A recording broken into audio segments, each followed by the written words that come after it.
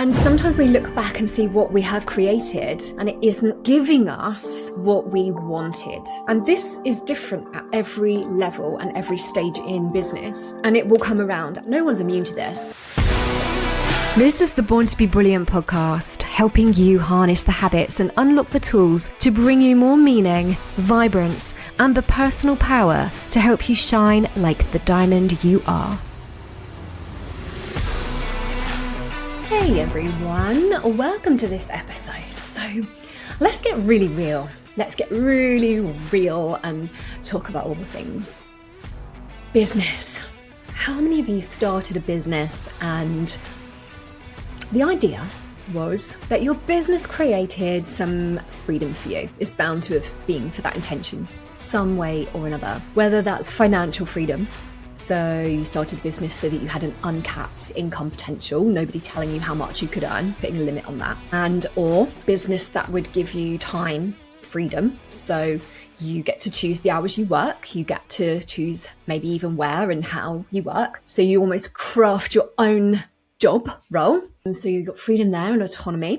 And maybe you wanted it to give you freedom really to just be and do what you want when you want, right?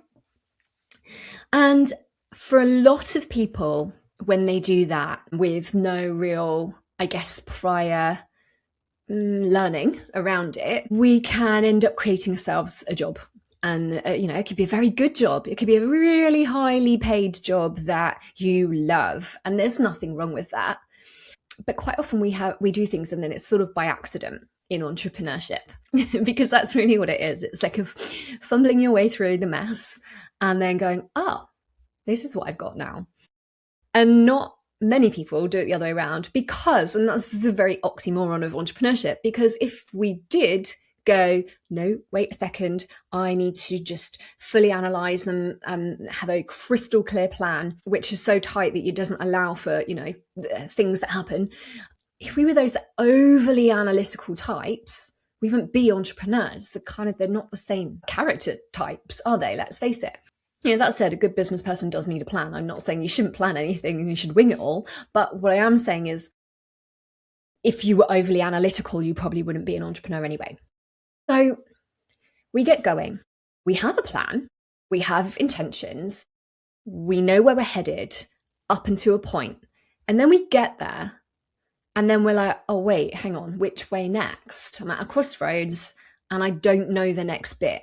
And sometimes we look back and see what we have created and it isn't giving us what we wanted. And this is different at every level and every stage in business. And it will come around and then it will come around again and it will come around again. So no one's immune to this, but you may find that in year 1, it looks like one thing. And in year 5 or year 7, it looks like another thing. It could be that when you're just trying to make your first bit of profitable income, it looks one way. And when you're making multi-7 figures, it looks another way. But it is inevitable at some point that you will go, I started this thing and right now it isn't giving me X.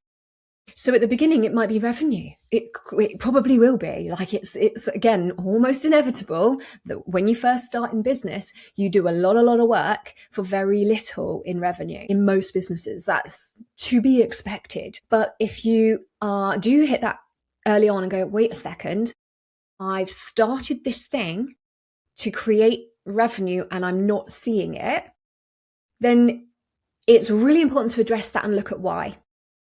And it might be because your expectations were misaligned with your reality, as in, you thought that you could put in X and get out Y, but that doesn't calibrate anyway. And so it was like, it's a mismatch.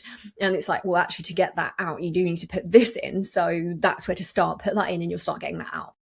Or it could be, and I see that in time as well. So sometimes people might actually think that it doesn't take as much time or the actual efforts. So the old classic one, we've seen a lot of this, 5 or 6 years ago, people got into business naively wanting to escape the uncertainty of employment. And we had a global pandemic and people were at home and working online and going, I can do this. And I think there was a big heightened level of confidence and people went, I'll start this business and then I'll be in control, and that's great. And they'll want to copy all the ones who were doing it and doing it well, only to realize that they were so consumed with a employee mindset that actually the mindset that it takes to be a business owner, so that groundwork was never done. And then this is where, and again, I speak to multi-7-figure owners, business owners, that have the same problem, where in what I call my pyramid of potential, in the middle, you've got the doing, and that's all the doing and the activity. And people start there. And so they do. And so what they get, their outcomes at the top of my pyramid, all their outcomes, their reality, what they see, the results, are based on what that doing is. Now, if that doing is excellent, those results may be excellent until the results are excellent, but they're not feeling excellent anymore. And it's because they haven't done the bottom layer of that pyramid. So it was built on a shaky foundation, and the bottom is that who you even are, like your behaviors, your beliefs, your purpose, your identity. And that then needs to be recalibrated, and it has to happen at various intervals. What you set about doing in your 20s is different in your 30s. It's different when you become a parent. It's different when you are in your 40s, or it changes with the seasons of life. So we have to come back and recalibrate that regularly anyway. And then there can be the things that you realize, like, oh, I thought actually I got into this to make money. I can tell you now with utter certainty, if you got into or started a business with the pure intention of making money, that was the only reason, if you did that and you didn't have a plan as to how you were going to scale that and then get out of it, then you've created yourself a job you're not going to love and may not be good at, because it hasn't come. If you're going to do the thing, you need to love it, right? It needs to be a passion of yours. If you're lucky enough to do what you do and it's a passion and it makes you money, wow, amazing. And it probably will make you more money because it's a genuine passion. You would do it anyway for free. It's just a bonus. You actually get paid for it as well.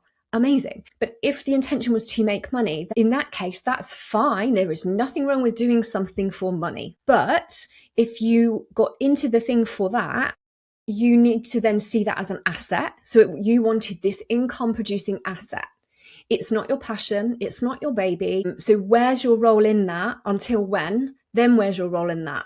Or do you sell it? Or is it, So you've got to understand that, and that's what gets missed. So then if you do look back now and go, oh, well, I got into it for money. And it's like, oh, but it actually takes your heart and soul to make this work. And your heart and soul's never been in there. Then something needs to shift there. You can't magically become passionate about that thing. So what do? What's next? And then this is where sunk cost bias comes in, because people then start to go, what I mean by that is you've sunk the cost now. So the bias is, well, I've already invested so much time, money, resource, whatever it may be, in this thing. I can't possibly now just let it go or quit. So I must keep going. Well, maybe. I mean, I always say success goes to people who hold on where everyone else would give up, but maybe not. Sometimes it's better to cut your losses and let go of things if it doesn't and is never really going to serve you. And I see people do that with things that are actually, that do generate lots and lots of money, but it's just never really going to fit. And it's time to move on. It may be, just re-steer it.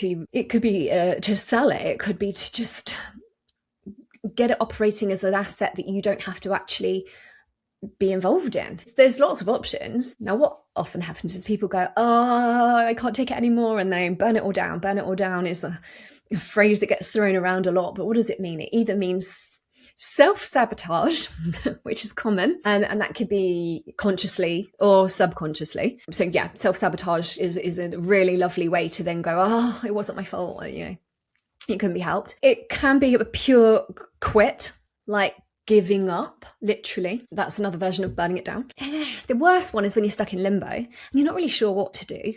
And then by default, by being frozen like a deer in the headlights in analysis, paralysis, and uncertainty and misalignment, you end up going backwards anyway. it's like inevitable. If you're not going forwards, you're going backwards. There really is no such thing as standing still. You're standing still, you're frozen, but therefore your asset, your audience equity, everything you've got is actually dwindling backwards. If you do that, and you know that that's not an option, so what do? You either keep plodding on, yeah, but you don't actually do the things that need to be done in order to get the results you're looking for.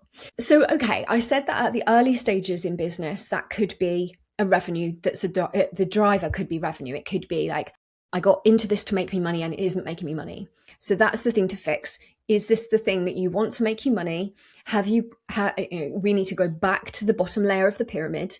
We need to address the who behind that, because in that who piece, we'll discover if the entity, the business, is the vehicle for that who to drive forward to get the outcomes. And those outcomes, by the way I work with my rich life model is the outcomes of 5 components, irrespective of your business. It's your time, your relationships, your money, it's your health, and it's your happiness. So ultimately, that's your life, right? The components that you want abundance and richness in, all of those areas. So we need to work out if that vehicle is the right vehicle, if that business, if that entity is the right one, or if it fits somewhere in your ecosystem. But you can't even really tell that unless you get that who thing done, or go back and get that, redo that again now at this point in time, because it will be different now to what it was 5 years ago. For everyone on this planet, it will be different now to what it was 5 years ago,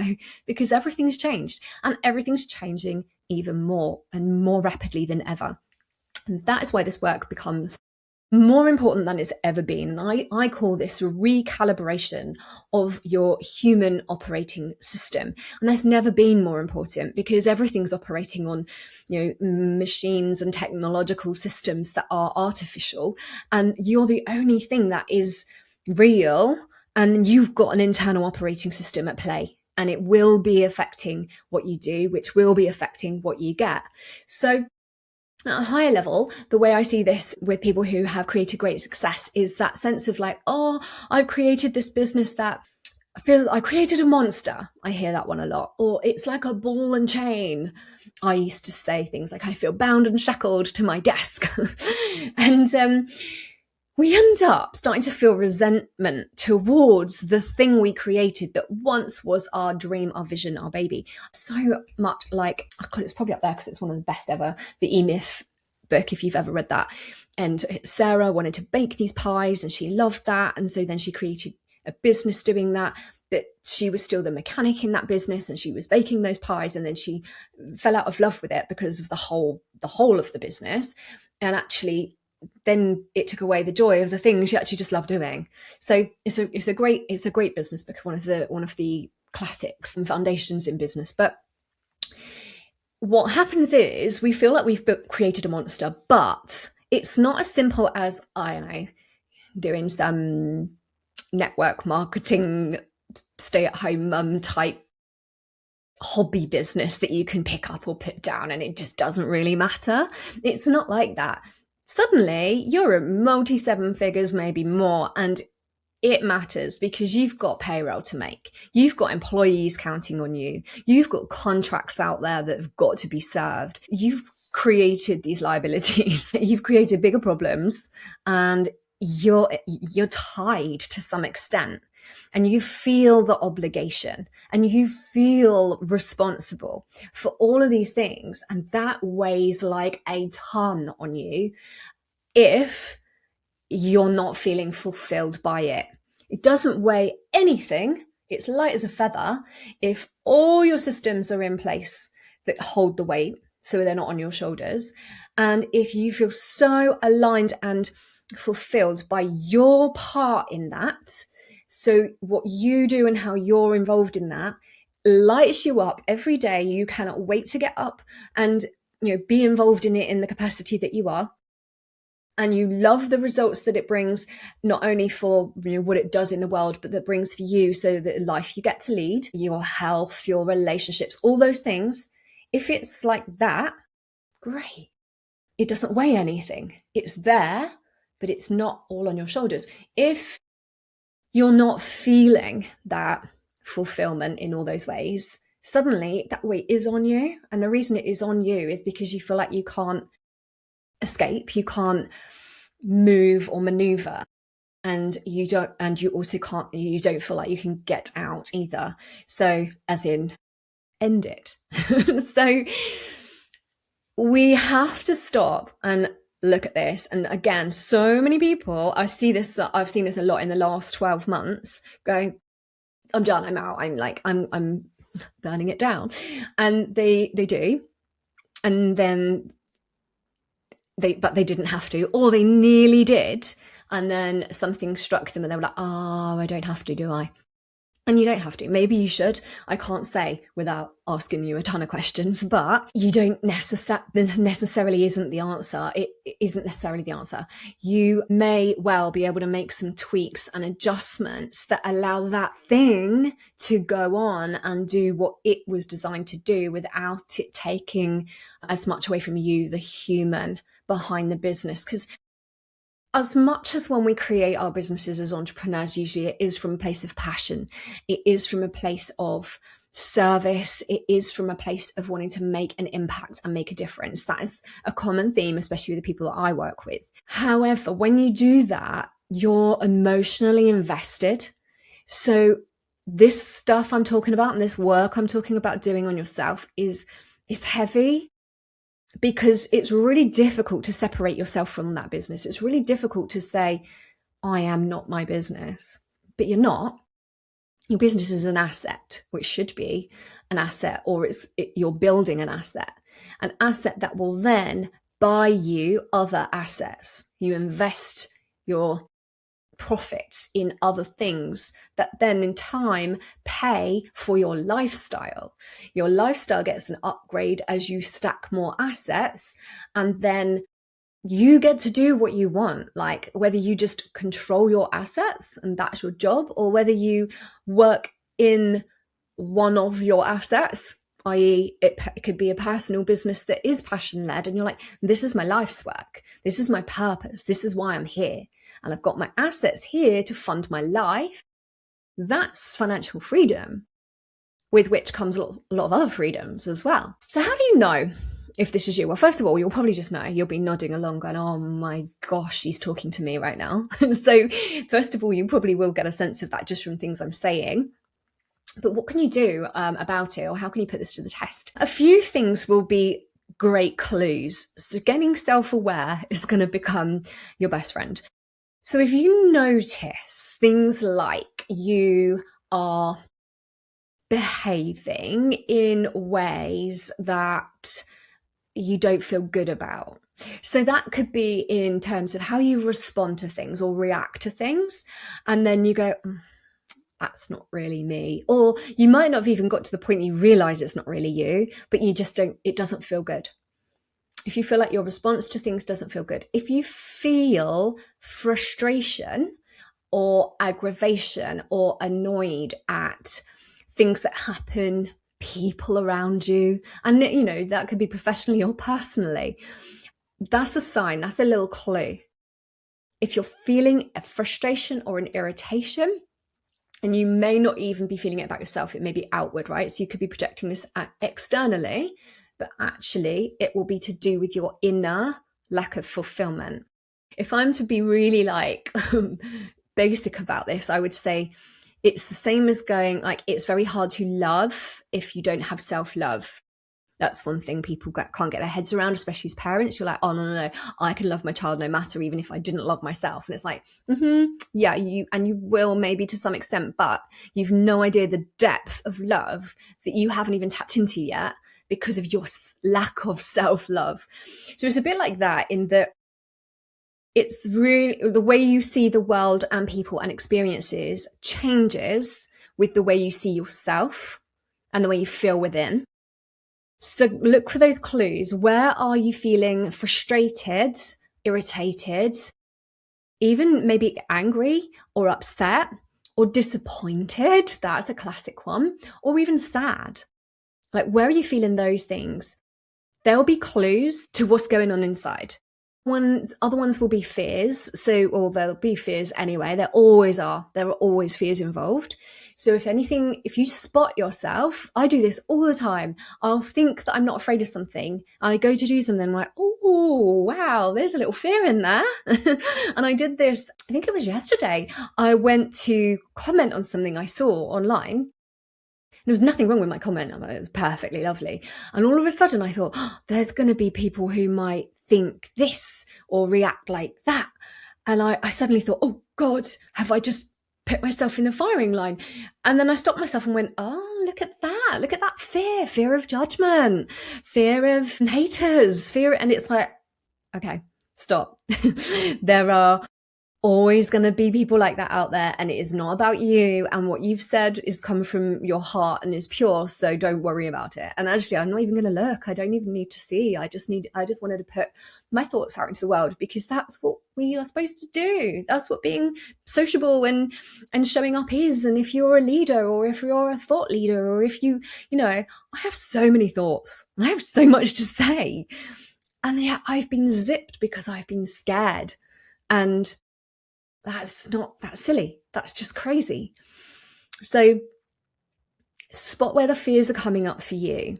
Become super, super aware of that. And even if you just keep a little notepad next to you, or carry around with you, or put it in your phone or whatever, and just for even a few days, but if you can do it for a week, note where these come up. Don't stop and think about them and analyze them like I would. Don't do that. Just note them down. And then come back and revisit them, and you'll start to see the patterns. The patterns are the clues, and the clues will then show you what's going on within, so that we can spot where it is that your who isn't really your who. Do you know what I mean? It's like where your who is coming from a place of fear or misalignment with where you're trying to go. And this is what people mean when they say alignment. It's a word that gets thrown around so much, like, oh yeah, I wasn't aligned. But I think the word alignment has become diluted, and it's a sad fact, because it's actually a really great word. It's a great word, and it really does mean what it says on the tin. Like alignment, you've got A and you've got B, and to get from A to B, you're going to draw a line. Well, if something's out of whack, it's going to be out of alignment. And if it's not, if they're not on the same line, it's going to be skewed, right? So if you're shooting for a certain vision of a life and an outcome, and you think you're doing the actions to achieve that, maybe you are, and that's why you're going, yeah, but I am, and it isn't feeling good. Or maybe you're not, or maybe you are, but from the energy of the who, that isn't the right who to get that. So this is where on the pyramid, the who part is at the very bottom and is the biggest, widest bit, because everything sits on top of that.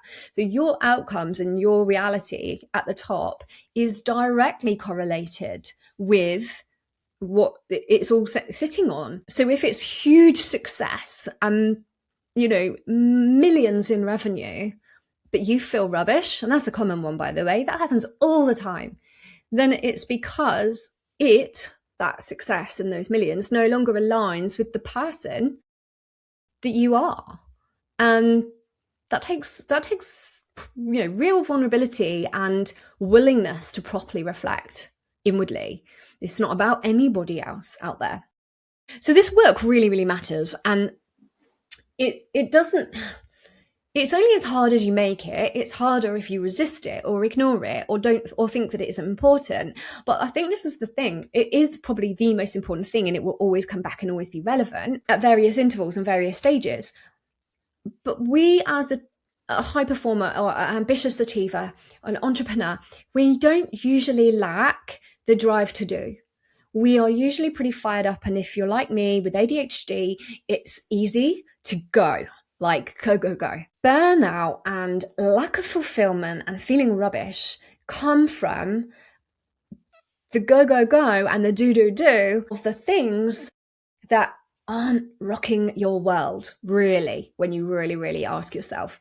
And that's why you end up run down. But actually, it's not a case of take more breaks and get more sleep and, have a rest more.